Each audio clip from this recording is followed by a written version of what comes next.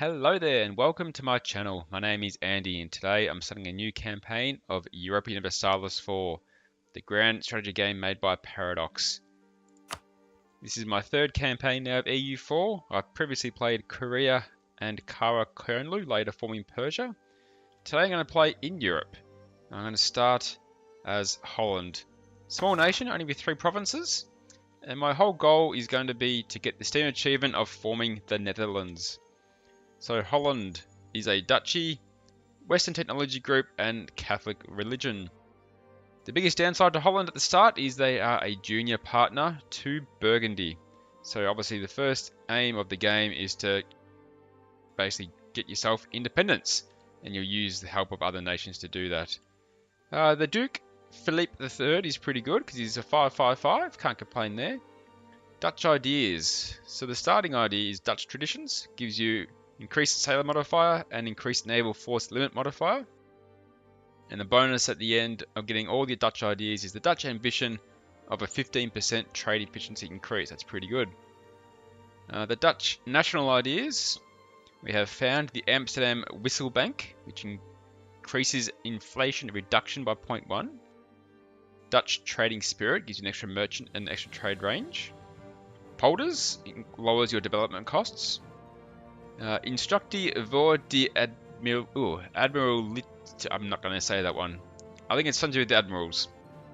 Increases naval leader fire and lowers sailor maintenance. So all very sea naval heavy to start with. Then we can embrace humanism to increase tolerance of heretics. We get army sappers, which increases our siege ability. And the last one is the platoon fire, which increases land fire damage. So, Holland, Netherlands, famously were very good explorers and colonizers back in the day, have lots of naval traditions and improvements. The capital, I think, is actually Den Haag to start with, rather than Amsterdam. I'll double check that in game though, I'm pretty sure that's where the fort is.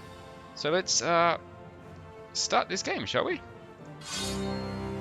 As I said, I'm playing in Ironman mode because I do want to get that achievement for forming the Netherlands.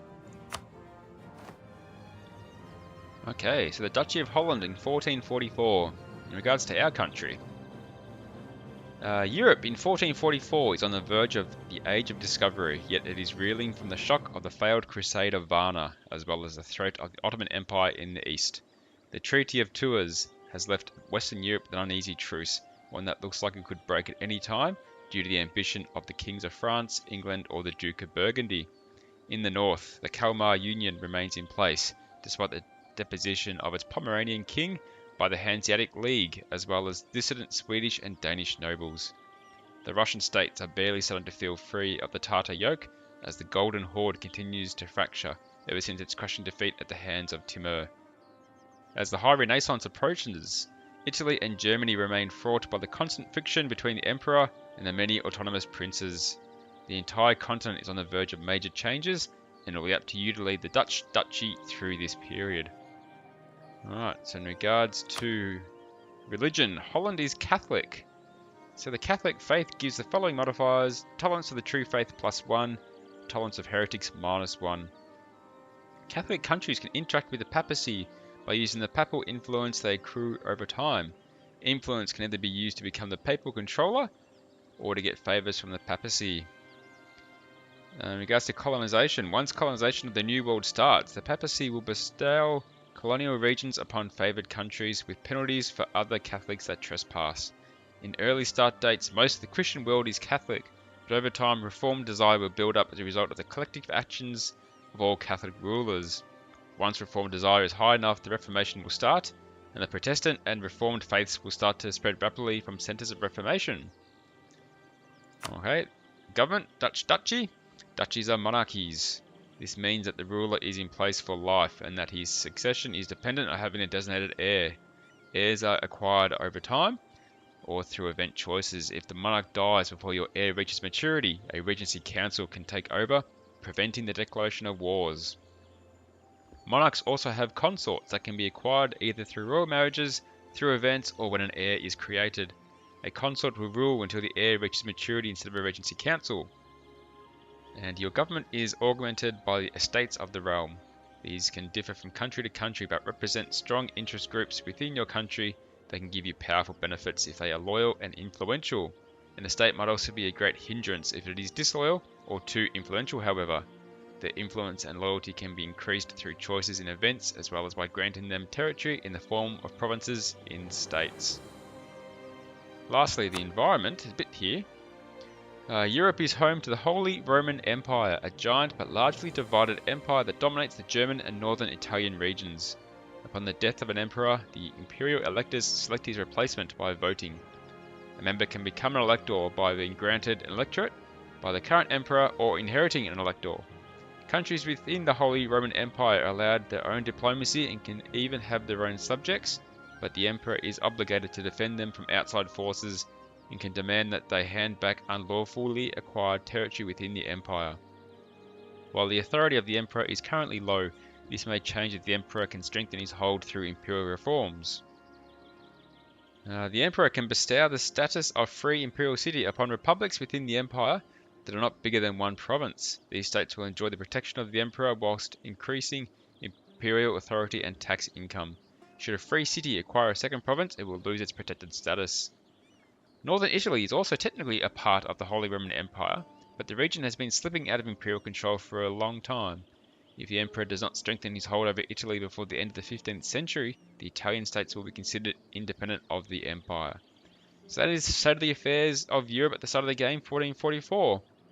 In regards to expansions, I've got most but not all. I did pick up, I think, one or two new ones since my last game with Kara Koyonlu. I always go quickly through. I have Conquest of Paradise, Wealth of Nations, Republica, Art of War, El Dorado, Common Sense, Mare Nostrum, Rights of Man, Mandate of Heaven, Cradle of Civilization, and Rule Britannia. So the ones I don't have and aren't included in this game are the Cossacks, Third Rome, Dharma, or Golden Century. Okay, so with all that out of the way and the scene set, let's start our game. Okay, so here we go in Europe 1444. First part of any game is to try and suss out really what your nation is doing, what it can do at the very start. I like to start by going through all these main options at the top.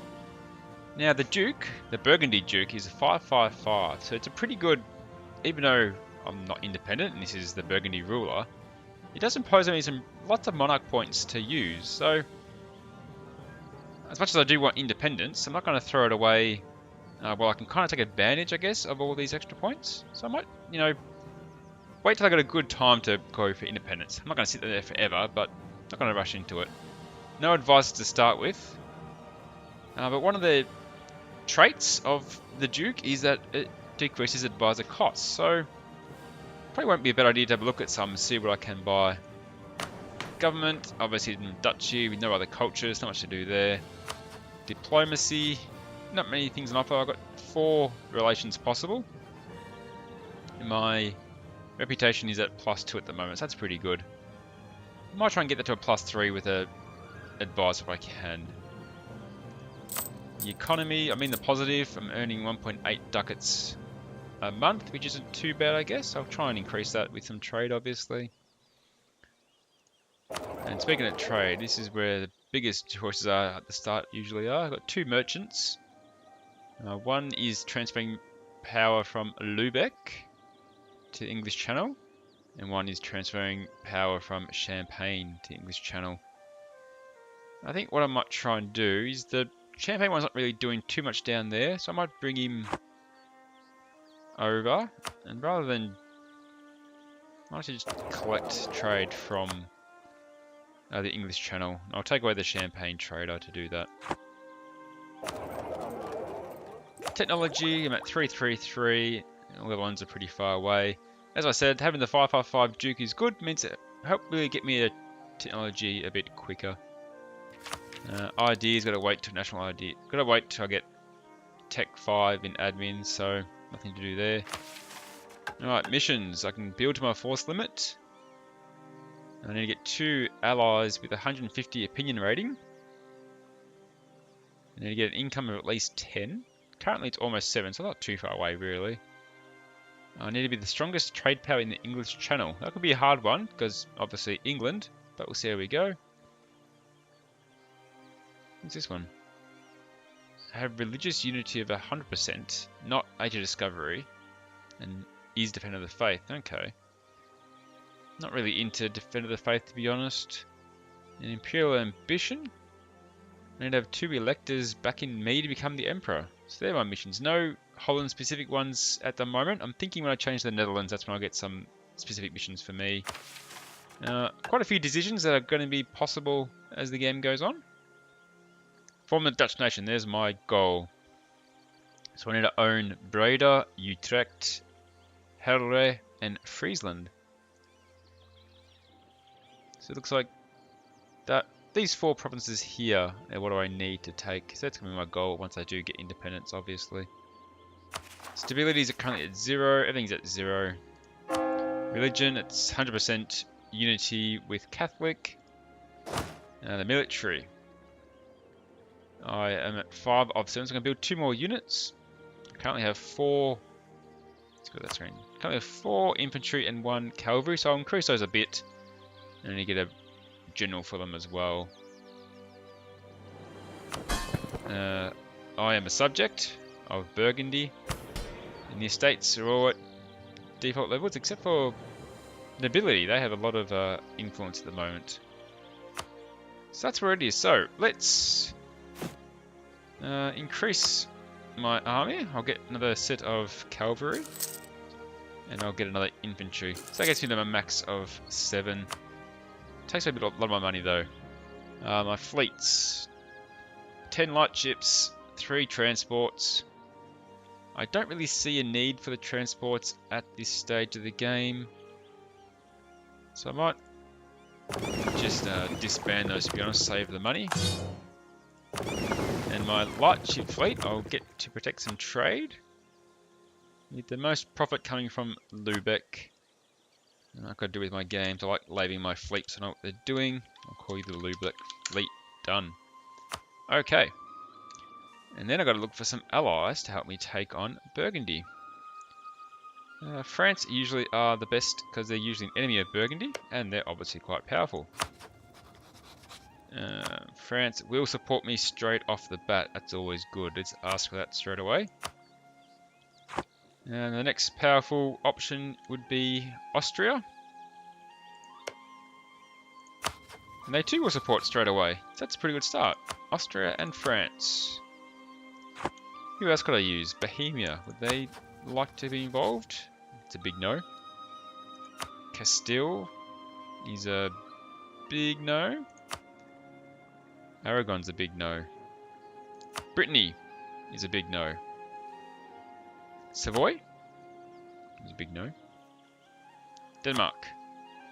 Denmark's a possible. Okay, I can work with them. I have to wait for my diplomat to get back. I'll play in speed 3. It's my default speed. Alright, Austria and France are supporting Denmark. Let's improve relations with them. Try and get another one on board. And that's probably all I can really hope for. I don't think anyone else is really in a position to offer me much. Saxony? No.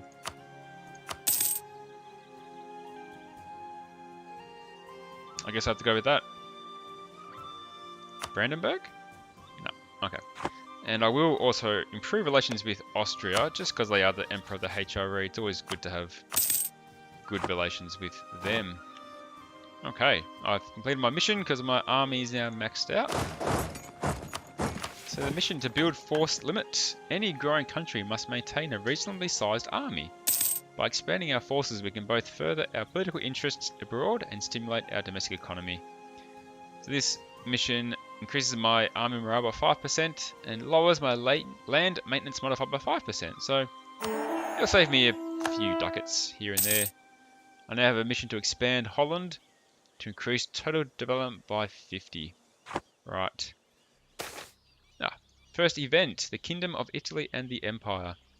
For years now, imperial authority over the Kingdom of Italy has been waning. Successive emperors have failed to impose their will on the Italian states, and large areas that are formerly part of the empire have been lost to Venice and the Papal States, who reject their empire's right to them. Unless northern Italy is firmly brought back into the empire, the states there may slip out of imperial control forever. Only one option, which is okay. Unless all of the region of the Kingdom of Italy is part of the empire before 1490 and stays inside it until 1550, the states there are likely to leave the empire.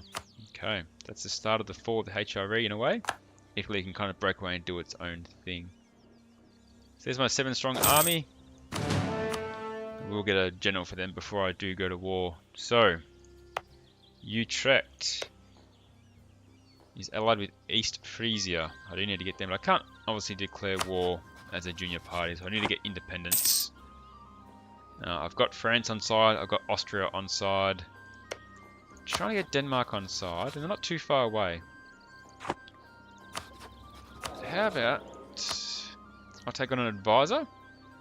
This guy increases my diplomatic reputation by 1. How much does he cost? 12 ducats. I'll get him. France, tell us about the event of the surrender of Maine, where among possible options they went with time to teach them how to war as a choice of action. Okay. So France takes control of Maine. That starts the war between England and France.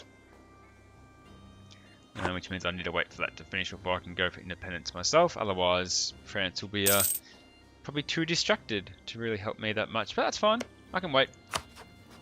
Like I said, the Duke of Burgundy is quite good. Gives me good monarch points. So I might as well make the most of that while I can. While I am waiting, I might lower my army maintenance a bit just to save a little bit of money where I can.